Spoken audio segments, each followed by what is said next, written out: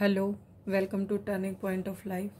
कल हम लोगों ने बुक कीपिंग, अकाउंटिंग और अकाउंटेंसी के बारे में स्टडी किया था। तो आज एक उसका ओवरव्यू सा रिव्यू सा ले लेते हैं, फिर उसके बाद हम इस चैप्टर को आगे स्टडी करेंगे। तो बुक कीपिंग के बारे में जैसे जे.आर. बॉटली बॉय ने भी डेफिनेशन दी थी कि ये हमारे बिजनेस डीलिंग को एक बुक में रिकॉर्ड करने की आर्ट है।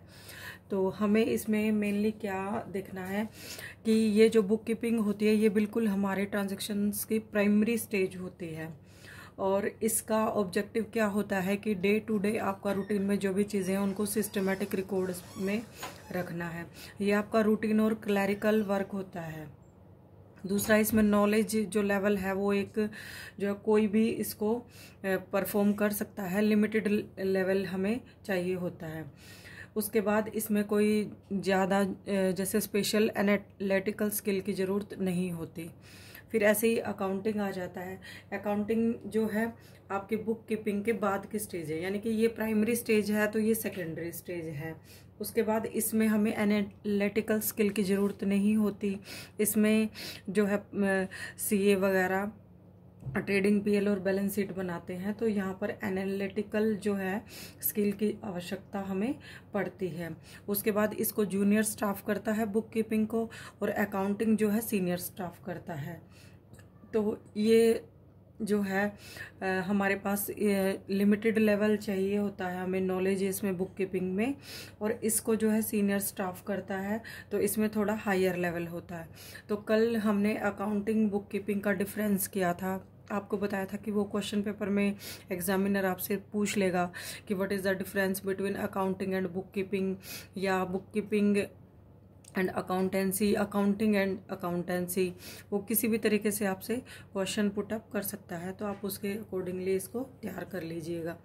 उसके बाद हमने फिर जैसे अकाउंटेंसी के बारे में स्टडी किया था कि जैसे भी हम जिस भी टेक्निक को फॉलो करते हैं वो चीज़ें अकाउंटिंग प्रिपेयर करने में वो चीज़ें अकाउंटेंसी में आ जाती हैं।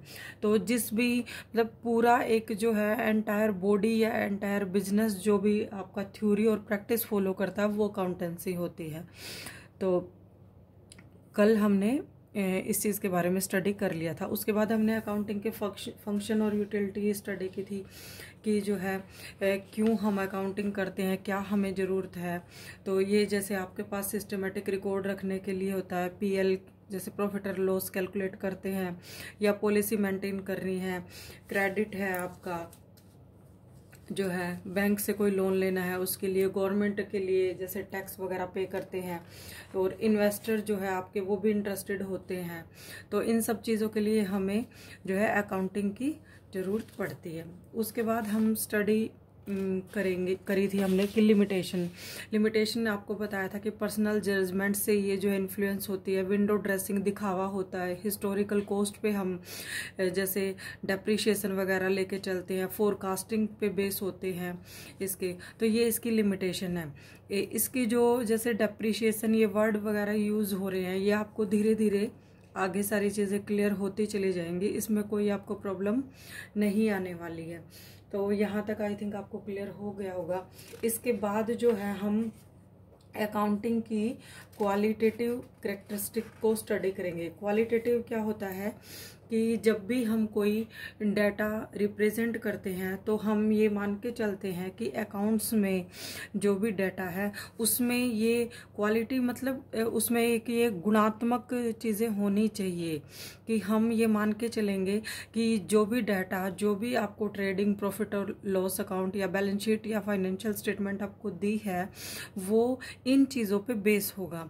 तो फर्स्ट जैसे है रिलायबिलिटी क्या होता है कि जो भी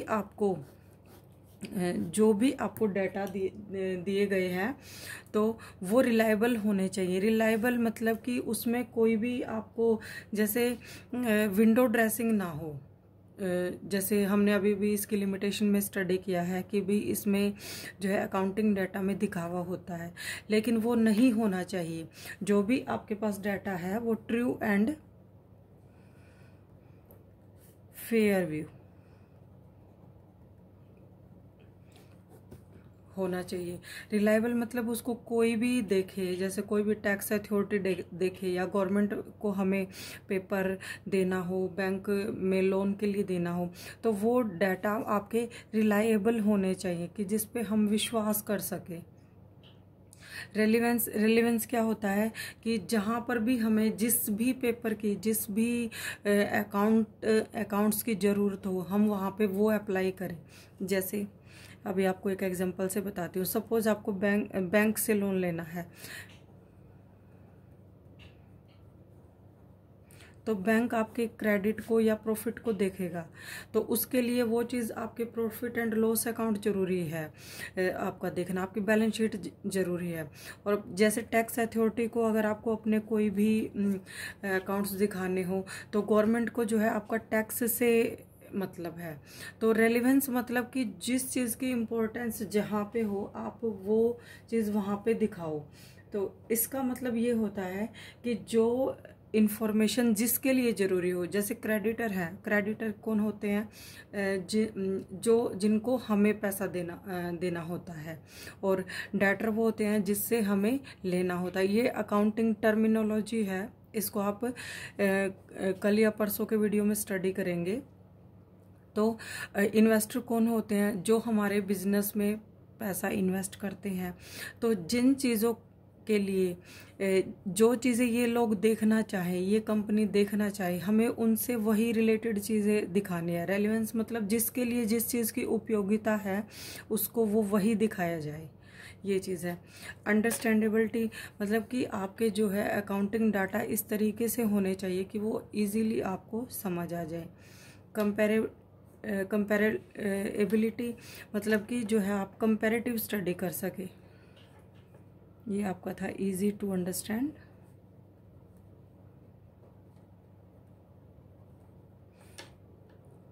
कि आप कंपेयर कर सके, जैसे आपका जो है लास्ट ईयर से इस ईयर को आप कंपेयर कर सके, आपको प्रॉफिट कितना हुआ है, लॉस कितना हुआ है, ये चीज़ें। या जैसे आपके पास पिछले साल कितना आपके पास स्टॉक बचा था, अब कितना बचा हुआ है, पिछले साल कितनी सेल हुई थी, सेल आपकी इंक्रीज हुई है या डिक्रीज हुई है, परचेज आपने कैसे किया, वो सब चीज़ें कि आप जो है लास्ट ईयर से इस ईयर का कंपेयर कर सके, कि दोनों का जो है तुलनात्मक स्टडी कर सके, ताकि आप कोई डिसीजन ले पाए।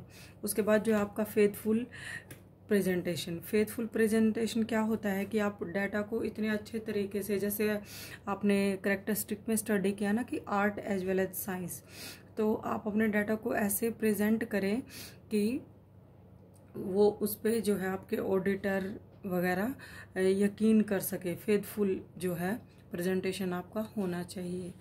तो ये आपकी जो है क्वालिटेटिव करेक्टरिस्टिक थी अकाउंटिंग की, आप इनको ध्यान में रखेंगे। उसके बाद एक वर्ड हमने बीच में स्टडी किया था कि जैसे टैक्स अथॉरिटीज़ के लिए जो है हमारे अकाउंटिंग डाटा हमें अकाउंटिंग डाटा की ज़रूरत पड़ती है। तो टैक्स जैसे गवर्नमेंट को जाता है हमारा डायरेक्ट टैक्स। उसके बाद एक जीएसटी वर्ड था, गुड्स एंड सर्विस टैक्स।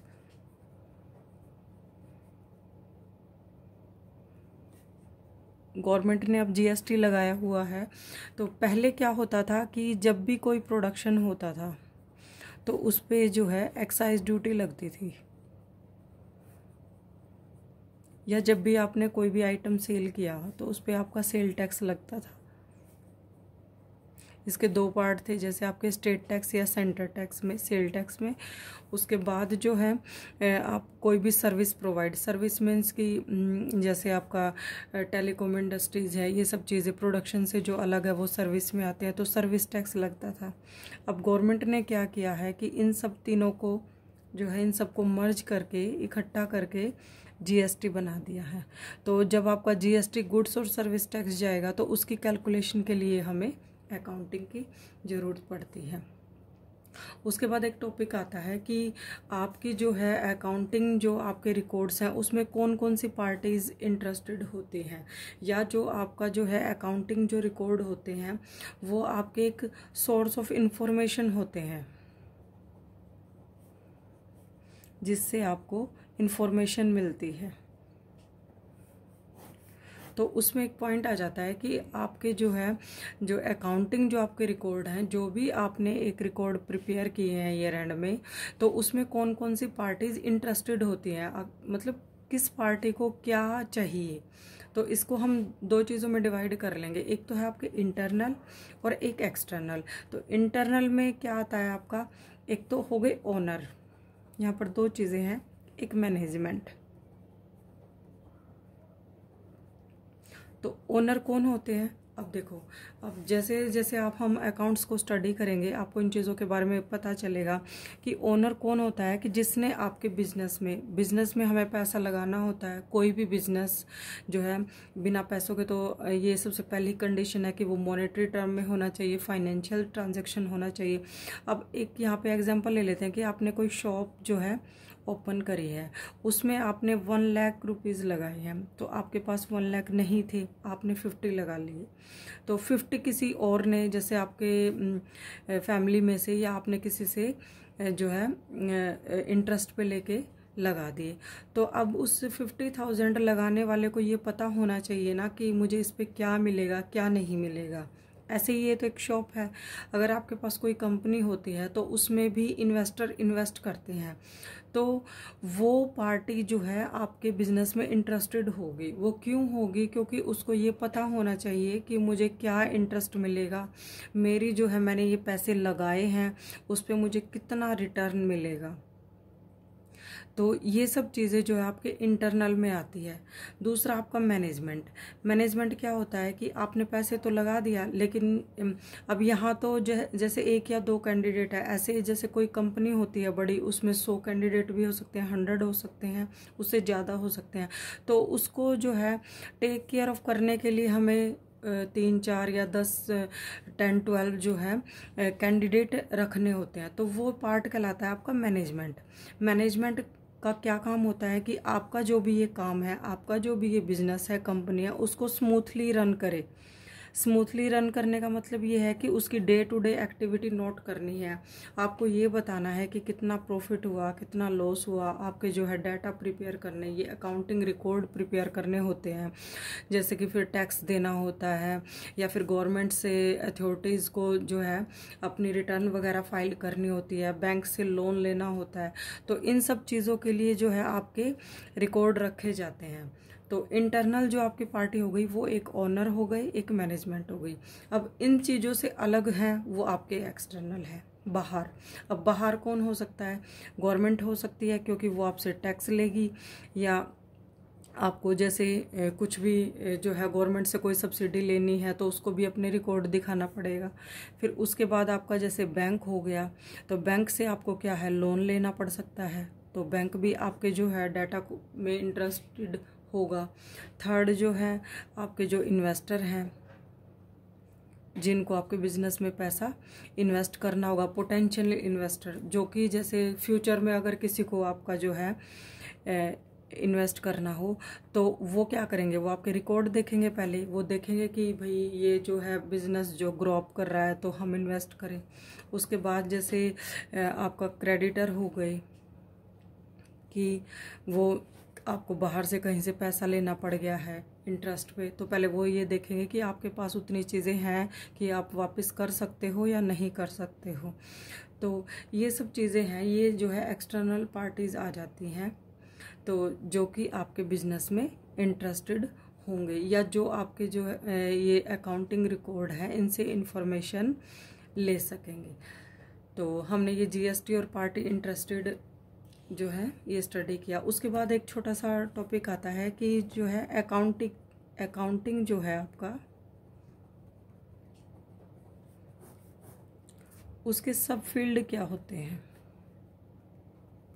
सब फील्ड मतलब कि जैसे अकाउंटिंग एक छोटा सा वर्ड नहीं है। जैसे आपकी बॉडी है, तो बॉडी एक ही है, लेकिन उसमें क्या है, ऑर्गन अलग अलग हैं। आपके हैंड्स हैं, आपके पैर हैं, या फिर आपका फेस है, फोरहेड है, स्टमक है, वो सब चीज़ें मिलके आपकी एक बॉडी बनती है। ऐसे ही अकाउंटिंग के जो है पार्ट है या सब फील्ड हैं, आके उसकी जो है आगे फील्ड है उसके, उन सब चीज़ों को मिला के हम अकाउंटिंग बनाते हैं। जैसे फर्स्ट आपका जो है मैनेजमेंट अकाउंटिंग आता है। मैनेजमेंट अकाउंटिंग क्या होता है कि जो आपका मैनेज करते हैं, अभी आपने यहाँ पे मैनेजमेंट वर्ड मैंने अभी बताया था कि जो आपका प्रॉफिट लॉस तैयार करते हैं, लॉस अकाउंट तैयार करते हैं, बैलेंस शीट बनाते हैं, फाइनेंशियल स्टेटमेंट, कि आपके सामने एक ऐसी पिक्चर रखना कि आप उस बिजनेस के बारे में कोई पॉलिसी बनाएं कि हमें फर्दर क्या करना है, हमें क्या डिसीजन लेना है।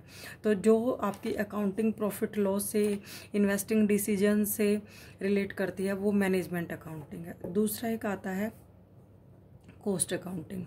कॉस्ट अकाउंटिंग क्या होता है कि आपको एक प्रोडक्ट की कॉस्ट पता करनी है कि ये पेन है, ये पेन जो है कंपनी के पास कितने में बना है। मान लिया कि अभी इसका प्राइस 10 रुपीज़ है, 15 है, इसकी एक्चुअल कॉस्ट तो 5 या 7 होगी, 4 होगी, 5 होगी। तो ऐसे ही हमें एक प्रोडक्ट की कॉस्ट डिसाइड करनी है। फिर इसमें ये रेलेवेंसी आ जाती है कि मुझे ये पेन जो है परचेज करने में फ़ायदा है किसी और से या खुद बनाने में, तो यहाँ भी ये डिसीजन भी लिया जा सकता है। तो हमें प्रोडक्ट कॉस्टिंग करनी है कि एक प्रोडक्ट हमको अपने पास बनाने में जो है प्रॉफिट होगा या बाहर से कहीं से परचेज करके फिर उसको सेल करने में फ़ायदा होगा। तो ये कॉस्ट अकाउंटिंग क्या होती है कि आप प्रोडक्ट कॉस्ट निकालते हैं। थर्ड पे आपका आ जाता है टैक्स अकाउंटिंग। टैक्स अकाउंटिंग में आप क्या करते हैं कि आपको टैक्स कैलकुलेट करना होता है, कि टैक्स की प्लानिंग करनी है कि कहाँ से क्या कुछ टैक्स बचाया जाए जो कि आपका जो है इनकम टैक्स डिपार्टमेंट के अकॉर्डिंग हो, जो कि इलीगल ना हो। तो टैक्स अकाउंटिंग जैसे जीएसटी आ गया आपका, डायरेक्ट टैक्स आ गया आपका, तो ये सब चीज़ें। उसके बाद एक आता है सोशल रेस्पॉन्सिबिलिटी अकाउंटिंग। तो ये क्या होता है कि जैसे आप कोई भी कंपनी या बिजनेस सेट करते हैं, तो आप किसी भी एरिया में करते हैं, किसी विलेज में करते हैं या किसी अर्बन एरिया में करते हैं, रूरल एरिया में करते हैं, तो आप जहाँ पे भी वो कंपनी या बिजनेस सेट करते हैं, तो वहाँ के जो है ह्यूमन बींग्स के लिए आपकी कुछ रेस्पॉन्सिबिलिटी होती है, क्योंकि आपकी जो है वहाँ पे आप लैंड एक्वायर करोगे, प्रोडक्शन करोगे, तो वो सब चीज़ें, तो उस एरिया में जो आपकी जो प्रोडक्शन से पोल्यूशन भी होगा, तो और वहाँ का जो फिर एक आपकी लाइबिलिटी बन जाती है कि आप वहाँ के जैसे है, वहाँ से आप लेबर ले लो, वहाँ पे आप क्या क्या फैसिलिटी दे रहे हो। जब आपने वहाँ पे कोई बिजनेस सेट किया है तो आपने वहाँ क्या काम किया, तो ये आपकी सोशल रिस्पॉन्सिबिलिटी में काउंट होता है। जैसे आप कहीं भी रूरल एरिया में कोई भी बिजनेस सेट करते हैं, तो वहाँ जहाँ पे आपने किया है उस एरिया के विदिन 5 किलोमीटर या 10 किलोमीटर आपको लेबर जो है इजीली, लेबर को भी फ़ायदा होगा और आपको भी लेबर थोड़ी सस्ती मिल जाएगी। तो ये या फिर आपने पोल्यूशन को जो हटाने के लिए वहाँ पे क्या काम किया है, क्या कुछ वहाँ के लोगों को आपने फैसिलिटी दी है, तो ये सब चीज़ें आपकी सोशल रिस्पॉन्सिबिलिटी में आ जाता है। तो उसके बाद फिर एक ये चीज़ आती है कि हम जो है अकाउंटिंग क्यों, मतलब क्या रोल है इसका हमारे बिजनेस में। तो रोल वही है आपकी फंक्शन, यूटिलिटी सेम आ जाता है कि ये प्रॉफिट लॉस कैलकुलेट करने के लिए पार्टीज जो इंटरेस्टेड हैं उनको इन्फॉर्मेशन देने के लिए, ये सब चीज़ें। तो गवर्नमेंट के लिए है, इन्वेस्टर के लिए, क्रेडिटर के लिए, तो वही सब चीज़ें हैं। तो एक ओवरव्यू ले लेते हैं इसका चैप्टर का, फिर इसके बाद हम सेकंड चैप्टर करेंगे। सबसे पहले हम लोगों ने स्टडी किया था कि अकाउंटिंग होता क्या है। तो अकाउंटिंग ये होता है कि आप जब भी कोई बिज़नेस करते हैं, आपको ये पता होना चाहिए कि वो बिज़नेस हम आगे कैरी करें या स्टॉप कर दें या क्या डिसीज़न लेना है। तो आपको अकाउंटिंग क्या होता है कि आपको एक टाइम पीरियड के बाद ये बताना कि आपका जो है इस बिज़नेस में लॉस हो रहा है या प्रॉफिट हो रहा है, आपको एक सिस्टमेटिक रिकॉर्ड रखना। उसके बाद फिर हमने अकाउंटिंग, बुक कीपिंग और अकाउंटेंसी के बारे में स्टडी किया। फिर हमने अकाउंटिंग की करैक्टरिस्टिक को स्टडी किया कि art as well as science है, और फिर इसमें हम मॉनेटरी इन्फॉर्मेशन को लेते हैं। तो ये सब चीज़ें फिर हमने पार्टीज इंटरेस्टेड की जो होती हैं आपके बिजनेस में, उनके बारे में स्टडी किया है। अकाउंटिंग के सब फील्ड स्टडी किया है, management accounting, cost accounting, tax accounting, social responsibility accounting.